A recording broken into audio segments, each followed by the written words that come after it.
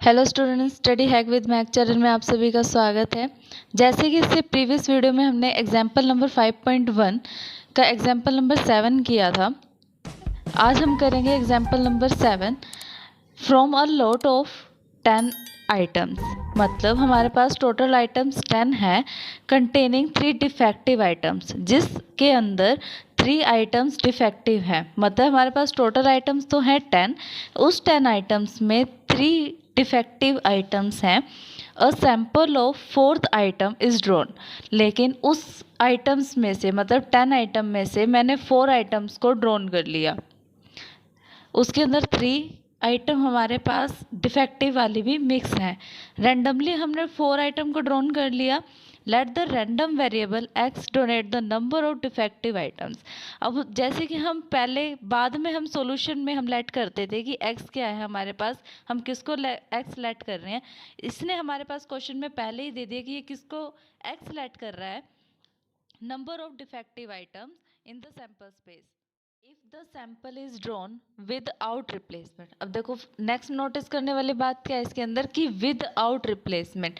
जैसे कि हमने इससे प्रीवियस क्वेश्चंस में भी डिस्कस किया था कि विद रिप्लेसमेंट और विदाउट रिप्लेसमेंट में क्या डिफरेंस होता है।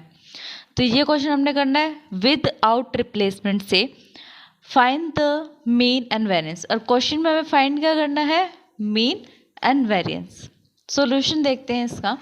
Here the given random variable x can assume values। अब x की वैल्यूज क्या क्या हो सकती है हमारे पास, 0, 1, 2 एंड 3 तक वैल्यूज क्यों लिए हमने, क्योंकि हमने कितने ड्रॉन्स करने थे, 4। लेकिन डिफेक्टिव आइटम्स तो हमारे पास 3 है, तो हम 4 ड्रॉन कैसे कर सकते हैं। 4 ड्रॉन हमें कहाँ से लेना पड़ेगा, जो हमारे पास ठीक आइटम्स है, मतलब डिफेक्टिव आइटम्स नहीं है, एक ड्रॉन उसमें से होगा। तो 3 ही चांसेस है कि हम तीनों डिफेक्टिव को निकाल सकते हैं, 4 चांसेस नहीं हो सकते, क्योंकि 4 तो डिफेक्टिव है ही नहीं।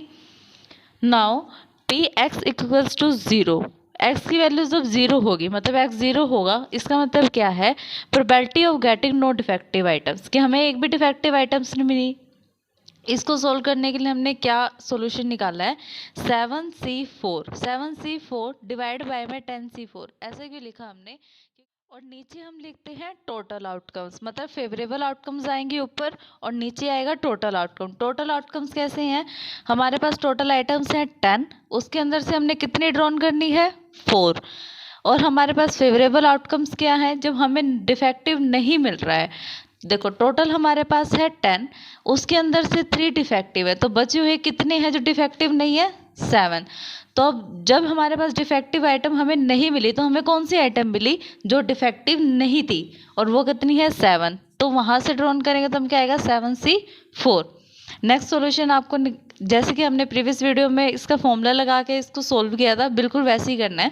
7 factorial 4 factorial divide 7 minus 4 factorial divided by में 10 factorial 4 factorial and 4 minus 4 factorial.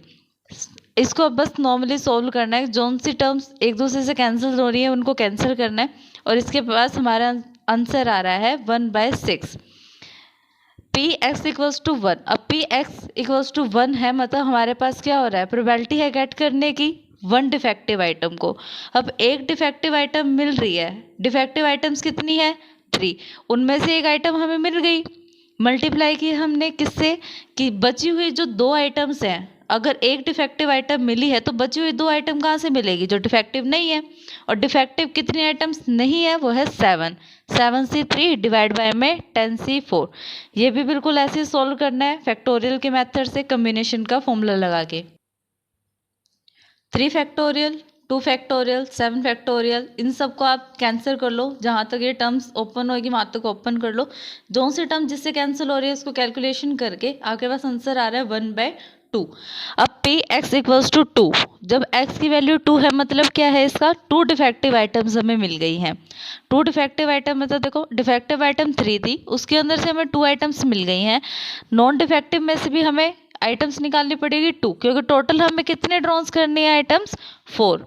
अब देखो 3 और 7 मिला के हमारे पास टोटल कितना आ रहा है, इनका सम 10, जो कितने हैं, टोटल आइटम्स हैं। 2 + 2 ये आर की वैल्यूज़ है, और आर की वैल्यूज़ में क्या आते हैं जिन्हें हम ड्रॉन करते हैं। 2 + 2 आ रहा है 4। देखो हमने 4 ही आइटम्स ड्रॉन करनी थी और 4 ही नीचे लिखा हुआ है। इसको भी नॉर्मल कैलकुलेशन करो, फॉर्मूले के अंदर वैल्यूज़ को पुट करो और आपके पास वैल्यू आ रही है 3/10।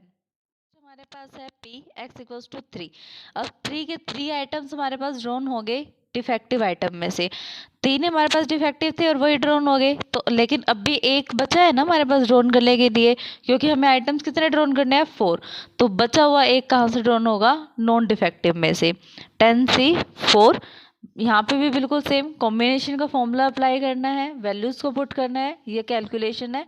और ये कैलकुलेशन करने के बाद आपके पास वैल्यू आ रही है 1/30। हमारे पास x की वैल्यूज थी 0, 1, 2 एंड 3, और पी एक्स की वैल्यूज को हमने फाइंड कर लिया। तो हमने क्या निकालना है, hence the probability distribution is, table में हमें क्या करना है, x की वैल्यू जब 0 है तो पी एक्स की वैल्यू क्या है 1/6, 1 पे वैल्यू है 1/2, 2 पे वैल्यू है 3/10 एंड 3 पे वैल्यू है 1/30। नेक्स्ट उसने हमारे क्वेश्चन में एक और चीज़ क्वेश्चन पुट किया हुआ है कि हमें मीन और वेरिएंस भी निकालना है। अब आपको पता है मीन एंड वेरिएंस निकालने के लिए हमें एक और टेबल बनानी पड़ेगी, जिसके अंदर हमें कौन सी वैल्यूज़ चाहिए, x P i x i का स्क्वायर। देखो एक्स आई की वैल्यूज़ क्या है, जो हमारे पास एक्स की वैल्यूज़ थी 0, 1, 2 एंड 3, उसके कॉरेस्पॉन्डिंग हमारे पास जो प्रोबेबिलिटी की वैल्यूज थी 1/6, 1/2, 3/10 एंड 1/30, उसको क्या करना है, हमें पी आई एक्स आई करना है, मतलब पी आई को एक्स आई से मल्टीप्लाई करना है। जैसे हम इनको मल्टीप्लाई करेंगे हमारे पास ये टर्म्स आ रही हैं। नेक्स्ट टर्म के लिए हमें क्या करना है, एक्स आई का स्क्वायर निकालना है। 0 का स्क्वायर 0, 1 का स्क्वायर 1, 2 का स्क्वायर 4 एंड 3 का स्क्वायर 9। अब इस स्क्वायर को पी आई से हमें मल्टीप्लाई करना है, तो हमारे पास ये टर्म्स आएंगी। अब हमें मीन निकालने का हमारे पास क्या फॉर्मूला है, sigma of p i x i. P i x i की वैल्यू हमने अभी निकाल ली है, क्या होगी, उसका सम करेंगे तो हमारे पास वैल्यू आ रही है 6/5। एंड वेरिएंस के लिए हमारे पास क्या वैल्यू निकलेगी, फॉर्मूला लगाया हमने, sigma of p i x i का स्क्वायर माइनस में मीन का स्क्वायर। आप इसको ऐसे भी लिख सकते हो क्योंकि ये मीन ही है, या फिर आप ऐसे भी लिख सकते हो कि मीन का होल स्क्वायर। वैल्यूज पुट करो, sigma of p i x i की वैल्यू हमारे पास क्या आ रही है 2, और मीन के पास हमारे वैल्यू क्या है 6/5 का स्क्वायर। इसका स्क्वायर करेंगे हम 6 का 36, 5 का करेंगे 25, 2 में से इसको माइनस करेंगे, कैलकुलेशन करके हमारे पास वैल्यू आ रही है 14/25। This is the answer. Thanks for watching my video.